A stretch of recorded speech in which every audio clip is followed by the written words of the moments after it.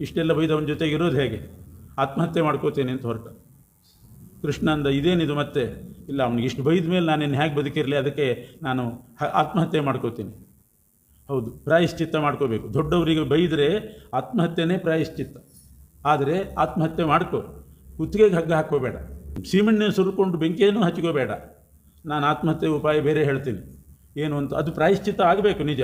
ಪ್ರತಿಜ್ಞಾ ಪರಿಪಾಲನೆಯೂ ಆಗಬೇಕು, ಈ ಕಡೆ ಪ್ರಾಯಶ್ಚಿತ್ತನೂ ಆಗಬೇಕು. ನಿನ್ನನ್ನು ನೀನು ಹೊಗಳ್ಕೋ ಅಂದ್ಬಿಟ್ಟು ಆತ್ಮಪ್ರಶಂಸೆ ಮಾಡ್ಕೋ. ಸರಿ, ನಾನು ಅಂಥವನು ಇಂಥವನು ಅಂತ ಹೊಗಳ್ಕೊಂಡ. ಆಯ್ತು, ಸರಿ, ಆತ್ಮಹತ್ಯೆನೂ ಆಯಿತು ಅಂತಂದ. ಆಮೇಲೆ ಇಬ್ಬರೂ ಸೇರಿ, ಧರ್ಮರಾಜ ಅರ್ಜುನ ಇಬ್ಬರೂ ಸೇರಿ ನಕ್ಕು ಕೃಷ್ಣನ ಕಾಲಿಗೆ ಬಿದ್ದರು. ನೀವಿಲ್ದಿದ್ರೆ ನಾವಿಬ್ಬರೂ ಸತ್ತು ಹೋಗ್ತಿದ್ವಿ ಅಂತ. ಇದು ಧರ್ಮ ಸೂಕ್ಷ್ಮ. ನಾನು ಧರ್ಮರಾಜ, ಈ ಸೂಕ್ಷ್ಮ ನನಗೆ ಗೊತ್ತಿಲ್ಲ ಅಂತಾನೆ. ಅರ್ಜುನ ಅಂದ, ನಾನು ಬೇಕಾದಷ್ಟು ಓದಿದ್ದೀನಿ, ಇಷ್ಟು ಧರ್ಮ ಸೂಕ್ಷ್ಮ ನನಗೆ ಗೊತ್ತಿಲ್ಲ. ಕೃಷ್ಣ ಎಂಥ ಧರ್ಮ ಸೂಕ್ಷ್ಮ ಜ್ಞಾನಿ. ಇದೆಲ್ಲ ಇಂಥದ್ದು ಎಷ್ಟು ಸೈಂಧವನನ್ನು ಕೊಲ್ಲುವಾಗ ಹಗಲಿನಲ್ಲಿ ಸೂರ್ಯನ ಬೆಳಕು ಬರದಂತೆ, ಇಡೀ ಪ್ರಪಂಚದಲ್ಲಿ ಸೂರ್ಯನ ಬೆಳಕು ಬರದೇ ಇದ್ದ ಹಾಗೆ ಕತ್ತಲೆ ಸೃಷ್ಟಿ ಮಾಡಿದ. ಹಗಲಲ್ಲಿ ಕತ್ತಲೆ ಸೃಷ್ಟಿ ಮಾಡೋದು ಅಂದರೆ ಹಗಲು ರಾತ್ರಿ ಮಾಡಿಬಿಟ್ಟ. ಸೈಂಧವನನ್ನು ಕೊಲ್ಲಿಕ್ಕೆ ಅನುಕೂಲ ಆಯಿತು. ಕುಂತಿದೇವಿ ಇದನ್ನೆಲ್ಲ ಸ್ಮರಣೆ ಮಾಡಿ, ನೀನು ಅಪಾರ ಕರುಣೆ ನಮ್ಮ ಮೇಲೆ, ನಾವು ಏನೂ ಮಾಡಿಲ್ಲ, ನೀನು ಬಹಳ ನಮ್ಮನ್ನು ಅನುಗ್ರಹ ಮಾಡಿದ್ದಿ ಅಂತ ಸ್ತೋತ್ರ ಮಾಡ್ತಾಳೆ. ಆಮೇಲೆ ಭೀಷ್ಮಾಚಾರ್ಯರ ಹತ್ರ ಪಾಂಡವರನ್ನ ಕರ್ಕೊಂಡು ಹೋಗಿ ಭೀಷ್ಮರಿಂದ ಉಪದೇಶ ಮಾಡಿಸ್ತಾನೆ ಕೃಷ್ಣ. ಈ ಕಡೆ ಉತ್ತರಾದೇವಿಯ ಗರ್ಭರಕ್ಷಣೆನೂ ಮಾಡ್ತಾ ಇದ್ದಾನೆ ಒಂದು ರೂಪದಿಂದ. ಇನ್ನೊಂದು ರೂಪದಿಂದ ಧರ್ಮರಾಜನಿಗೆ ಬೇಜಾರಾಗಿದೆಯಲ್ಲ ಅಂತ ಧರ್ಮರಾಜ ಇವ್ರನ್ನೆಲ್ಲ ಕರ್ಕೊಂಡು ಭೀಷ್ಮರ ಹತ್ರ ಹೋದ. ಭೀಷ್ಮರಿಂದ ಉಪದೇಶ ಮಾಡಿಸಿದ. ಈ ಯುದ್ಧದಿಂದ ನಿನಗೇನು ನರಕ ಇಲ್ಲ, ಇದು ಧರ್ಮಯುದ್ಧ. ಧರ್ಮಯುದ್ಧ ಆದ್ದರಿಂದ ನೀನು ಭಯಪಡಬೇಕಾಗಿಲ್ಲ. ನನ್ನಿಂದ ಪ್ರಜಾನಾಶ ಆಯಿತು, ನನ್ನಿಂದ ಯುದ್ಧನಾಯಿತು, ಯುದ್ಧ ಆಯಿತು, ಪ್ರಜಾನಾಶ ಆಯಿತು ಅಂತ ಚಿಂತೆ ಮಾಡಬೇಡ. ಭೀಷ್ಮರ ಬಾಯಿಂದೇ ಉಪದೇಶ ಮಾಡಿಸ್ತಾರೆ. ಭೀಷ್ಮರ ಬಾಯಿಂದ ಅಂದ್ರೇನು? ತಾನೇ ಭೀಷ್ಮರ ಒಳಗೆ ನಿಂತುಕೊಂಡು ಮೊದಲು ತಾನು ಹೇಳಿದ, ಕೇಳಲಿಲ್ಲ ಧರ್ಮರಾಜ. ಅದಕ್ಕೆ ಭೀಷ್ಮರ ಒಳಗೆ ನಿಂತು ಹೇಳಿದ ಸಮಾಧಾನ ಆಯಿತು ಧರ್ಮರಾಜನಿಗೆ. ಆಮೇಲೆ ಭೀಷ್ಮರು ಕೊನೆಗೆ ಶಾಂತಿ ಪರ್ವವನ್ನು ಉಪದೇಶ ಮಾಡಿ ಅವರು ನಿರ್ಯಾಣ ಮಾಡಿದರು ಭೀಷ್ಮರು. ಆಮೇಲೆ ಕೃಷ್ಣ ದ್ವಾರಕೆಗೆ ಹೋದ. ಈ ಕಡೆ ಪರೀಕ್ಷಿತ ರಾಜ ಹುಟ್ಟಿದ. ಪರೀಕ್ಷಿತ ರಾಜ ಹುಟ್ಟೋ ಹೊತ್ತಿಗೆ ಸರಿಯಾಗಿ ಯುಧಿಷ್ಠಿರ ಅಶ್ವಮೇಧ ಯಾಗ ಮಾಡಬೇಕು ಅಂತಲೂ ಒಂದು ಪ್ರಯತ್ನ ಭೀಷ್ಮಾಚಾರ್ಯ ಹೇಳಿದರು. ಯುದ್ಧ ಧರ್ಮಯುದ್ಧ, ಇದರಿಂದ ಪಾಪ ಇಲ್ಲ ಅಂತ. ಆದರೂ ಒಂದು ವೇಳೆ ಬಂದಿದ್ದರೆ ಒಂದು ಅಶ್ವಮೇಧ ಯಾಗ ಮಾಡಿದರೆ ಆಯಿತು, ಒಳ್ಳೆಯ ಕೆಲಸ. ಬಂದಿದ್ದರೆ ಪಾಪ ಪರಿಹಾರ ಆಗ್ತದೆ, ಇಲ್ಲದಿದ್ದರೆ ವಿಷ್ಣು ಪ್ರೀತಿ ಅಂತೂ ಹಾಗೇ ಆಗ್ತದೆ. ಒಂದು ಇಂಥದ್ದಕ್ಕೆ ಹಿಂದೇಟು ಹಾಕಬೇಕಾಗಿಲ್ಲ, ಮಾಡಿದರೆ ಆಯಿತು ಅಂತ ಹೇಳಿ ಒಂದು ಅಶ್ವಮೇಧ ಯಾಗ ಮಾಡಲಿಕ್ಕೆ ಹೊರಟಿದ್ದಾನೆ. ಅದನ್ನೂ ನಿಮಿತ್ತ ಮಾಡಿಕೊಂಡು ಪರೀಕ್ಷಿತ ರಾಜ ಹುಟ್ಟಿದ ಕೂಡಲೇ ಅಶ್ವತ್ಥಾಮಾಚಾರ್ಯ ಬ್ರಹ್ಮಾಸ್ತ್ರದಿಂದ ಮತ್ತೆ ಸತ್ತಿದ್ದ, ಅವನನ್ನು ಬದುಕಿಸಬೇಕು ಅಂತ ಕೃಷ್ಣ ಬಂದ. ಪರೀಕ್ಷಿತ ರಾಜನನ್ನು ಬದುಕಿಸಿದ. ಅಶ್ವಮೇಧ ಯಾಗನೂ ಕೂಡ ನಡೆಯುವ ಹಾಗೆ ಮಾಡಿದ. ಆಮೇಲೆ ಕುಂತಿ, ಗಾಂಧಾರಿ ಇವರೆಲ್ಲರೂ ಕೂಡ ಕಾಡಿಗೆ ಹೋಗ್ತಾರೆ. ಪಾಂಡವರು ಕೂಡ, ಅರ್ಜುನ ದ್ವಾರಕೆಗೆ ಹೋಗ್ತಾನೆ. ಅಲ್ಲಿ ಕೃಷ್ಣ ಪರಂಧಾಮಕ್ಕೆ ಹೋಗಿದ್ದಾನೆ ಅಂತ ಗೊತ್ತಾಯಿತು. ಬಂದು ವಿಷಯ ತಿಳಿಸಿದ ಮೇಲೆ ಪಾಂಡವರು ಕೂಡ ಸ್ವರ್ಗಾರೋಹಣ ಮಾಡಿದರು. ಪಾಂಡವರು ಸ್ವರ್ಗಾರೋಹಣ ಮಾಡುವಾಗ ಪರೀಕ್ಷಿತ ರಾಜನಿಗೆ ಪಟ್ಟಾಭಿಷೇಕ ಮಾಡಿ ಹೋದರು. ಇಷ್ಟು ಹಿನ್ನೆಲೆ, ಪರೀಕ್ಷಿತ ರಾಜನಿಗೆ ಪಟ್ಟಾಭಿಷೇಕ ಆಯಿತು ಅನ್ನೋದಕ್ಕೆ ಇಷ್ಟು ಮಹಾಭಾರತದ ಹಿನ್ನೆಲೆ ಕೊಟ್ಟು, ಅಲ್ಲಿಂದ ಅಶ್ವತ್ಥಾಮಾಚಾರ್ಯರು ಉಪಪಾಂಡವರನ್ನ ಕೊಂದರು, ಅಲ್ಲಿಂದ ಹಿಡಿದು ಪಾಂಡವರ ಸ್ವರ್ಗಾರೋಹಣದ ತನಕ ಭಾರತದ ಕಥೆಯನ್ನು ಹೇಳಿ, ಆಮೇಲೆ ಪರೀಕ್ಷಿತ ರಾಜನಾದ. ಮುಂದೇನಾಯಿತು? ಪರೀಕ್ಷಿತ ರಾಜನಾದಾಗ ಅವನೊಂದು ಸಲ ಸಿಂಹಾಸನದಲ್ಲಿ ಕೂತಿರುವಾಗ ಒಬ್ಬ ಸೂತ ಎಲ್ಲ ಕಡೆ ಸಂಚಾರ ಮಾಡಿ ಬಂದು ಪರೀಕ್ಷಿತ ರಾಜನಿಗೆ ಹೇಳ್ತಾನೆ, ಪಾಂಡವರೆಲ್ಲ ಸ್ವರ್ಗಾರೋಹಣ ಮಾಡಿದರು, ಕೃಷ್ಣನು ತನ್ನ ಲೋಕಕ್ಕೆ ಹೋಗಿದ್ದಾನೆ ಅಂತ ಅರ್ಜುನನಿಂದ ಗೊತ್ತಾಯಿತು. ಅದಾದಮೇಲೆ ಪಾಂಡವರು ಸ್ವರ್ಗಾರೋಹಣ ಮಾಡಿದರು. ಪಾಂಡವರೆಲ್ಲ ಸ್ವರ್ಗಾರೋಹಣ ಮಾಡಿದ ಮೇಲೆ ಈಗ ಕಲಿ ಧೈರ್ಯವಾಗಿ ಭೂಮಿಗೆ ಬಂದಿದ್ದಾನೆ ಅಂತ ಸುದ್ದಿ ಬಂತು. ಧರ್ಮರಾಜ ನಿಗ್ರಹ ಮಾಡಿದ್ದಂತೆ, ನಾನಿರೋ ತನಕ ನೀನು ಬರ್ಕೂಡ್ದು ಅಂತ. ದುರ್ಯೋಧನ ಬಿದ್ದ ದಿವಸನೇ ಕಲಿ ಬಂದಿದ್ದ, ದುರ್ಯೋಧನ ಪಾತ ಆದ ದಿವಸ. ಆದರೆ ಧರ್ಮರಾಜ ಹೇಳಿದ್ದ, ನಾನಿರೋ ತನಕ ನಿನ್ನ ಆಟ ನಡಿಬಾರದು ಅಂತ. ಎಲ್ಲೋ ಮೂಲೆಯಲ್ಲಿದ್ದ ಧರ್ಮರಾಜ. ಪಾಂಡವರೆಲ್ಲ ಸ್ವರ್ಗಾರೋಹಣ ಮಾಡಿದ ಮೇಲೆ ಕಲಿ ಬಂದ. ಪರೀಕ್ಷಿತ ರಾಜನಿಗೆ ಗೊತ್ತಾಯಿತು, ನನ್ನ ಕಾಲದಲ್ಲಿ ಬಂದನಲ್ಲ, ನಾನು ಅವನನ್ನು ನಿಗ್ರಹ ಮಾಡ್ತೇನೆ, ಅವನನ್ನು ಕೊಂದು ಬಿಡ್ತೇನೆ ಅಂತ ಪರೀಕ್ಷಿತ ರಾಜ ದಿಗ್ವಿಜಯಕ್ಕೆ ಹೊರಡ್ತಾನೆ. ಎಲ್ಲ ಕಡೆ ದಿಗ್ವಿಜಯ ಮಾಡಿ ಹಸ್ತಿನಾಪುರಕ್ಕೆ ಬರುವಾಗ ಕಲಿಯನ್ನು ಕಂಡ. ಆ ಕಲಿ ರಾಜನ ರೂಪದಲ್ಲಿರ್ತಾನೆ. ಅವನ ಎದುರುಗಡೆ ಒಂದು ಹಸು, ಅದು ಭೂಮಿ. ಹಸುವಿನ ರೂಪದಲ್ಲಿ ಭೂದೇವಿ ಇರ್ತಾಳೆ. ಆ ಭೂಮಿ ಗೋರೂಪದಲ್ಲಿ ಅಳ್ತಾ ಇರ್ತಾಳೆ, ಕಣ್ಣೀರು ಹಾಕ್ತಾ ಇರ್ತಾಳೆ ಭೂದೇವಿ. ಆ ರಾಜನ ವೇಷದಲ್ಲಿ ಕಲಿ ಇದ್ದಾನೆ. ಅಲ್ಲಿ ಒಂದು ಎತ್ತು ಇತ್ತು. ಆ ಎತ್ತಿಗೆ ಒಂದೇ ಕಾಲು, 3 ಕಾಲು ಹೋಗಿ 1 ಕಾಲು, ಒಂಟಿಗಾಲಿನ ಎತ್ತು. ಅದರ ಎದುರುಗಡೆ ನಿಂತು ಹಸು ಅಳ್ತಾ ಇದೆ. ಆ ರಾಜನ ವೇಷದಲ್ಲಿದ್ದವನು 1 ಕಾಲನ್ನು ಮುರಿಯೋ ಪ್ರಯತ್ನ ಮಾಡ್ತಿದ್ದಾನೆ. ಪರೀಕ್ಷಿತನಿಗೆ ಅರ್ಥ ಆಯಿತು, ಇವನು ರಾಜ ಅಲ್ಲ, ನೃಪಲಿಂಗಧರ ಶತ್ರು, ರಾಜನ ವೇಷ ಹಾಕ್ಕೊಂಡಂಥ ಕಲಿ ಇವನು, ಗೊತ್ತಾಯಿತು. ಎತ್ತು 1 ಕಾಲಿನಲ್ಲಿ ನಿಂತಿದೆ ಅಂತಂದರೆ 3 ಪಾದವನ್ನು ಕಳ್ಕೊಂಡಿರ್ತಕ್ಕಂಥ ಧರ್ಮವೇ ಏಕಪಾದದಲ್ಲಿ ನಿಂತಿದೆ ಅಂತ ಅರ್ಥ ಮಾಡಿಕೊಂಡೆ. ತಪಸ್ಸು, ಶೌಚ, ದಯಾ, ಸತ್ಯ, ಇದು ಧರ್ಮದ 4 ಪಾದ. ತಪಸ್ಸು, ಶೌಚ, ದಯಾ, ಸತ್ಯ. ತಪಸ್ಸು, ಶೌಚ, ದಯಾ 3 ಹೋಗಿದೆ. ಸತ್ಯ ಅನ್ನೋ 1 ಪಾದದಲ್ಲಿ ಎತ್ತು ನಿಂತಿದೆ, ಇದು ಅರ್ಥ ಆಯಿತು. ಹಸು ಅಳ್ತಾ ಇದೆ ಅಂದರೆ ಭೂದೇವಿ ಗೋರೂಪದಲ್ಲಿ ನಿಂತು ಪಾಂಡವರೆಲ್ಲ ಬಿಟ್ಟು ಹೋದದ್ದಕ್ಕೆ, ಕಲಿ ಬಂದದ್ದಕ್ಕೆ ಅಳ್ತಾ ಇದ್ದಾಳೆ. ಭೂದೇವಿ ಅಳ್ತಾ ಇದ್ದಾಳೆ. ಕಲಿ ಅಂಥವರು ರಾಜರಾಗಿ ಬಂದರೆ ಭೂದೇವಿ ಅಳ್ತಾಳೆ. ಇದನ್ನು ನೋಡಿ ಪರೀಕ್ಷಿತ ರಾಜ ಆ ರಾಜನನ್ನು ರಾಜನ ವೇಷದಲ್ಲಿದ್ದ ಕಲಿಯನ್ನು ಕೊಲ್ತೇನೆ ಅಂತ ಹೊರಟ. ಆವಾಗ ಆ ಕಲಿ ಕಾಲಿಗೆ ಬಿದ್ದು ಪ್ರಾರ್ಥನೆ ಪ್ರಾರ್ಥನೆ ಮಾಡ್ತಾನೆ, ನನ್ನನ್ನು ಕೊಲ್ಲಬೇಡ, ನೀ ಹೇಳಿದಲ್ಲಿ ಇರ್ತೀನಿ, ನೀ ಹೇಳಿದಾಗ ಕೇಳ್ತೀನಿ ಅಂತ. ದೈವೇಚ್ಛೆ, ಹರಿಸಂಕಲ್ಪ ಅದನ್ನು ತಿಳ್ಕೊಂಡು ಪರೀಕ್ಷಿತ ರಾಜ 5 ಜಾಗ ಕೊಟ್ಟು, ಜೂಜಾಡುವವರಲ್ಲಿರು, ಸುರಾಪಾನ ಮಾಡ್ತಕ್ಕಂಥವರಲ್ಲಿರು, ವೇಶ್ಯ ಸ್ತ್ರೀಯರಲ್ಲಿರು, ಕೊಲೆಗಡುಕರಲ್ಲಿರು, ಚಿನ್ನದಲ್ಲಿ ಅತಿ ವ್ಯಾಮೋಹ ಯಾರು ಮಾಡ್ತಾರೆ ಅವರಲ್ಲಿರು ಅಂತ ಇಷ್ಟು 5 ಜಾಗವನ್ನು ಕೊಟ್ಟು ಕಲಿ ನಿಗ್ರಹ ಮಾಡಿದ. ಪರೀಕ್ಷಿತ ರಾಜ ರಾಜನಾದ ಕೂಡಲೇ ಮೊದಲು ಮಾಡಿದ್ದೇನು ಅಂತಂದರೆ ಕಲಿ ನಿಗ್ರಹ. ಇಲ್ಲದೇ ಇದ್ದರೆ ಈ 5 ಬಿಟ್ಟು ಕಲಿ ಎಲ್ಲ ಕಡೆ ವ್ಯಾಪಿಸ್ತಾ ಇದ್ದ. ಎಲ್ಲ ಕಡೆ ಬರ್ಕೂಡ್ದು, ಈ 5 ಜಾಗದಲ್ಲಿ ಮಾತ್ರ ಇರಬೇಕು, ಕಲಿಯುಗ ನಡಿಬೇಕು, ಕಲಿ ಇರಬೇಕು, 5 ಜಾಗದಲ್ಲಿ ಮಾತ್ರ ಇರಲಿ ಅಂತ ನಿರ್ಬಂಧ ಮಾಡಿ ದೊಡ್ಡ ಸಾಹಸ ಮಾಡಿದ ಪರೀಕ್ಷಿತ ರಾಜ. ಕಲಿಗೆ ಅವಕಾಶ ಕೊಡೋದಲ್ಲ, ರಾಜರು ಬಂದ ಕೂಡಲೇ ಕಲಿಗೆ ಅವಕಾಶ ಕೊಡಬಾರ್ದು, ಕಲಿಯನ್ನು ನಿಗ್ರಹ ಮಾಡಬೇಕು ಅಂತ ಸೂಚಿಸಿದ. ಅಲ್ಲಿ ಧರಾಧರ್ಮ ಸಂವಾದ ಅಂತ ಇದೆ, ಬಹಳ ವಿಶೇಷವಾದಂಥ ಒಂದು ಭಾಗ. ಧರ ಅಂದರೆ ಭೂಮಿ, ಧರ್ಮ ಅಂದರೆ ಅದೇ ಎತ್ತು, ಧರ್ಮದ ವೇಷದಲ್ಲಿದ್ದಂಥ ಎತ್ತು. ಅವರಿಬ್ಬರ ಸಂವಾದ, ಅದನ್ನು ಭಾಗವತ ಹೇಳ್ತಾ ಇದೆ. ಭಗವಂತನ ಗುಣಪೂರ್ಣತ್ವಕ್ಕೆ ದಿವ್ಯವಾದ ನಿದರ್ಶನ. ಭಾಗವತ ಹೊರಟಿರೋದೇ ಅರ್ಥೋಯಂ ಬ್ರಹ್ಮಸೂತ್ರಾಣಂ, ಬ್ರಹ್ಮಸೂತ್ರದ ಅರ್ಥ ಇದು. ಅಂದ್ರೇನು? ಬ್ರಹ್ಮಸೂತ್ರ ಮೊದಲು ಹೇಳೋದೇನು? ಭಗವಂತನ ಗುಣಪೂರ್ಣತ್ವವನ್ನು. ಅದನ್ನು ಈ ಪ್ರಥಮ ಸ್ಕಂಧ ಈ ಧರಾಧರ್ಮ ಸಂವಾದದಲ್ಲಿ ತೋರಿಸ್ತಾ ಇದೆ. ಆ ಭೂದೇವಿ ಧರ್ಮರಾಜನನ್ನು, ಅಂದರೆ ಈ ಎತ್ತನ್ನು ಕೇಳೋದು, ಯಾರು ನಿನಗೆ ಇಂಥ ಪ್ರಸಂಗ ತಂದುಕೊಟ್ರು? 3 ಕಾಲು ಮುರಿದು ನಿಂತುಕೊಂಡಂಥ ಎತ್ತು ಆ ಭೂಮಿಯನ್ನು ಕೇಳ್ತಾ ಇದೆ, ಹಸುವನ್ನು ಕೇಳ್ತಾ ಇದೆ. ಯಾಕೆ ಕೇಳ್ತಾ ಇದ್ದೆ ನೀನು? ಏನಾಗಿದೆ ನಿನಗೆ? ಮಾನಸಿಕವಾದ ಚಿಂತೆ ಕಾಣ್ತಾ ಇದೆ, ಹೊರಗಿನಿಂದ ದೇಹಕ್ಕೇನೂ ಇಲ್ಲ. ಮಾನಸಿಕವಾಗಿ ಆಧಿ ಅಂದರೆ ಮಾನಸಿಕ ವ್ಯಥೆ ನಿನ್ನಲ್ಲಿ ಎದ್ದು ಕಾಣಿಸ್ತಾ ಇದೆ. ಏನು ನಿನಗೆ ಚಿಂತೆ? ಮಾನಸಿಕವಾದ ರೋಗ ಏನು? ಆಗ ಧರೋ ವಾಚ, ಧರಾದೇವಿ ಹೇಳ್ತಾಳೆ, ಅಂದರೆ ಆ ಗೋವು ಹೇಳ್ತದೆ, ಭವಾನ್ ಹಿ ವೇದ ತತ್ಸರ್ವಂ, ಎಲ್ಲ ನಿನಗೆ ಗೊತ್ತಿದೆ.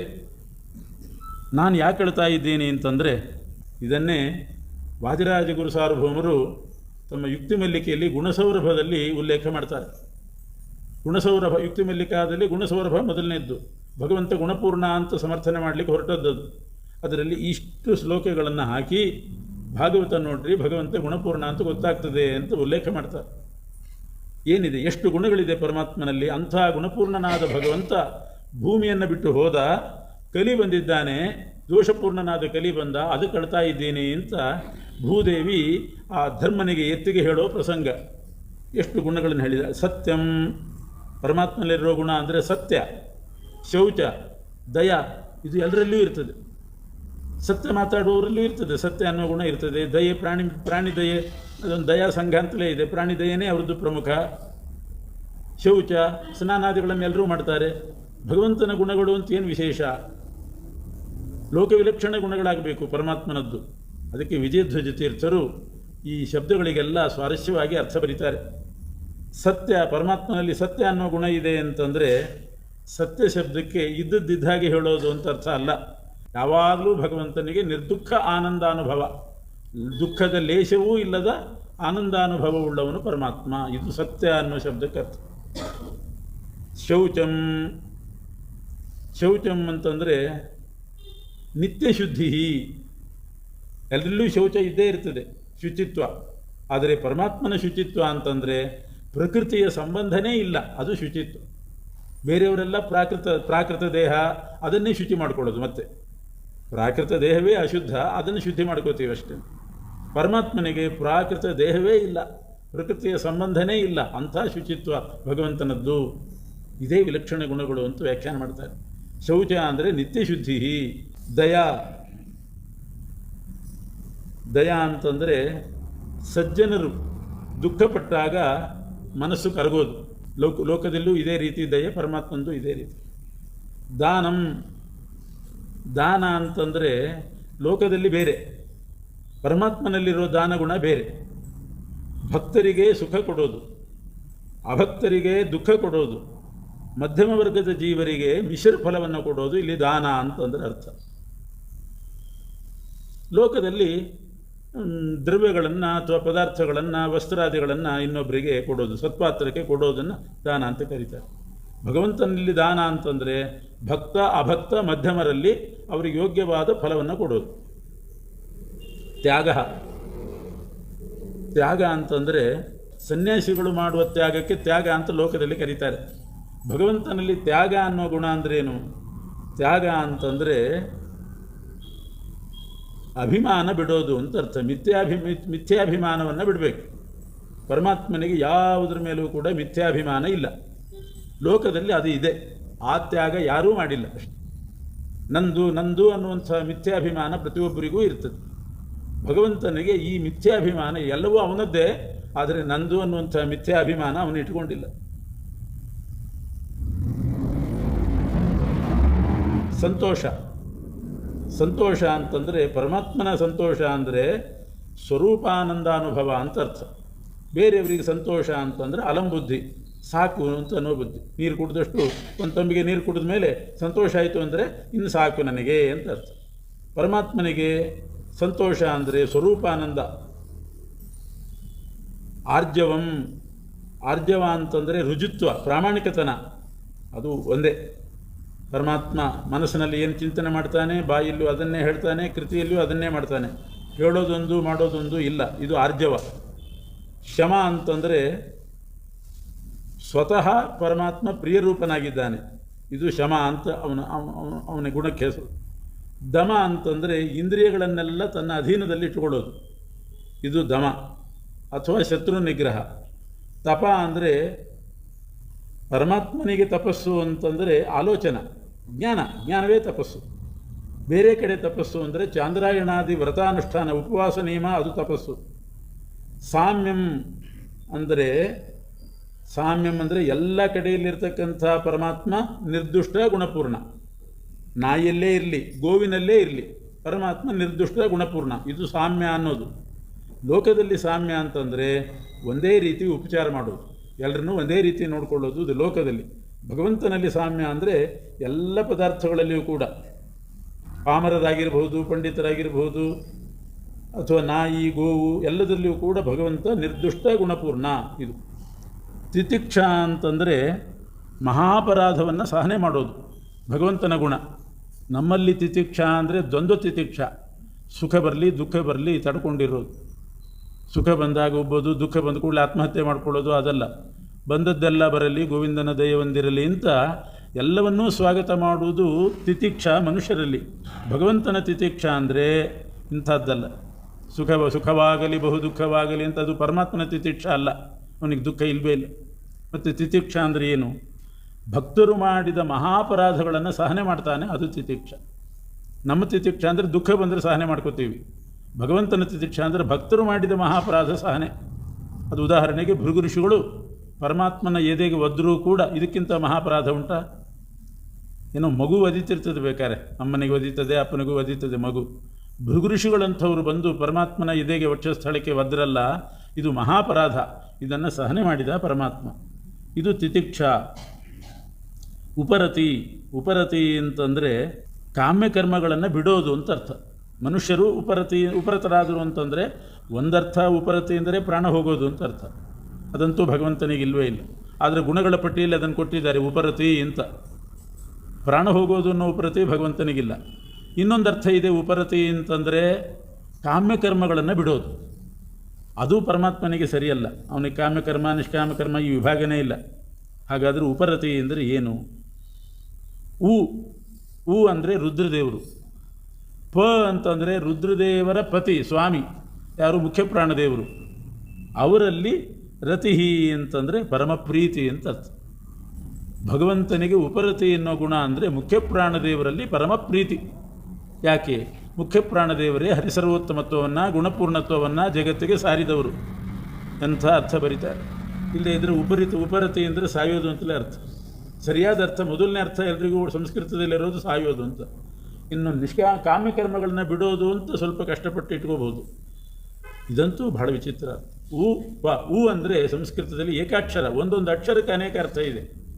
ಈ ಅಂದರೆ ಮನ್ಮಥ, ಅ ಅಂದರೆ ವಿಷ್ಣು, ಆ ಅಂದರೆ ವ್ಯಾಸರು, ಈ ಅಂದರೆ ಮನ್ಮಥ, ಆಮೇಲೆ ಉ ಅಂತಂದರೆ ರುದ್ರ. ಉ ಅಂದರೆ ರುದ್ರ. ರುದ್ರನಿಗೂ ಅಧಿಕರು ಪತಿ, ಯಾರು ಮುಖ್ಯ ಪ್ರಾಣ, ಅವನಲ್ಲಿ ರತಿ. ಆದ್ದರಿಂದ ಎಲ್ಲೆಲ್ಲಿ ಪ್ರಾಣದೇವರು ಇರ್ತಾರೋ ಅಲ್ಲಿ ಪರಮಾತ್ಮ ಇರ್ತಾನೆ. ಅಷ್ಟು ಪ್ರೀತಿ.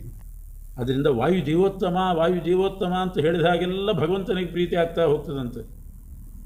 ಹರಿಸರ್ವೋತ್ತಮ ಅಂತಂದರೆ ವಾಯುದೇವರು ಪ್ರೀತರಾಗ್ತಾರಂತೆ. ಅದಕ್ಕೆ ನನ್ನ ಕೂಸನ್ನು ಜೀವೋತ್ತಮ ಅಂತ ಇವರು ತಿಳ್ಕೊಂಡಿದ್ದಾರಲ್ಲ ಅಂತ ಪರಮ ಪ್ರೀತಿ. ಅದರಿಂದಲೇ ವಾಯುದೇವರನ್ನು ತೊಡೆ ಮೇಲೆ ಕೂಡಿಸ್ಕೊಂಡಿರ್ತಾನಂತೆ. ಕೂಸಲ್ಲ, ಭಗವಂತನಿಗೆ ಕೂಸೆ. ಕೂಸಿನ ಕಂಡೀರ ಗುರು ಮುಖ್ಯ ಪ್ರಾಣನ ಕಂಡೀರ ಅಂದರು. ಅಷ್ಟು ಪ್ರೀತಿ. ಅದಕ್ಕೆ ಉಪರತಿ ಅಂತಂದರೆ ತತ್ವ ಹೇಳಿದಂಥವ್ರ ಮೇಲೆ, ತತ್ವಜ್ಞಾನಿಗಳ ಮೇಲೆ ಪ್ರೀತಿ ಇರೋದು. ಜ್ಞಾನಿ ಪ್ರಿಯತಮೋತೋಮೆ ಅದು.